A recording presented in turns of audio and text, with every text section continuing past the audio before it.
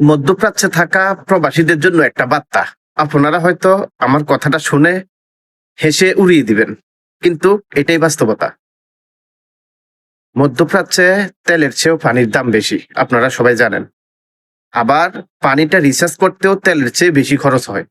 তাই যদি ইনকেস কোনো দেশের পানির প্লেনের মধ্যে হামলা হয়, সর্বপ্রথম খাবার পানিটা বন্ধ হয়ে যাবে।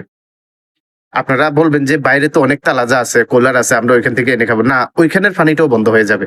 সব জায়গায় লবণাক্ত পানি আসবে, ডাইরেক্ট সমুদ্রের পানি আসবে মানুষ প্রয়োজনে ব্যবহার করার জন্য। তাই প্রবাসীদের উদ্দেশ্যে বলছি, আপনারা যতটুকু পারেন খাবার পানি সংগ্রহ করে রাখেন। আপনারা হয়তো এখন সংগ্রহ করে রাখবেন, যদি কোনো সমস্যা না হয় আপনারা এটা খাইতে পারবেন। আর যদি সমস্যা হয়, এই পানিটা দিয়ে আপনি অন্তত জীবনটা বাঁচাতে পারবেন।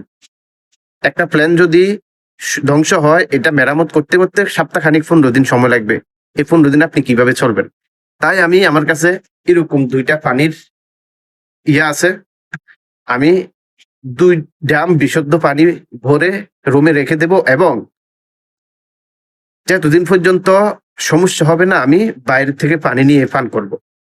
যদি ইনকেস সমস্যা হয় তাহলে আমি এই পানিটা পান করব। আর যদি সমস্যা না হয় তাহলেও আমি এই পানিটা পান করে পরে শেষ করে দেব, এটা যদি সমাধান হয়ে যায়। তো আপনাদেরকে আমি ভালোর জন্য এই কথাটা বললাম। যারা মনে করেন ভালো হবে তারা একটু পানি সংগ্রহ করে রাখতে পারেন, বিপদে কাজে লাগবে। জামিয়াতেও পানি পাবেন না, পানির প্লেন নষ্ট হয়ে গেলে বোতলের পানিও আসবে না। ধন্যবাদ সবাইকে এতটুক পর্যন্ত ভিডিওটা দেখার জন্য। আসসালামু আলাইকুম।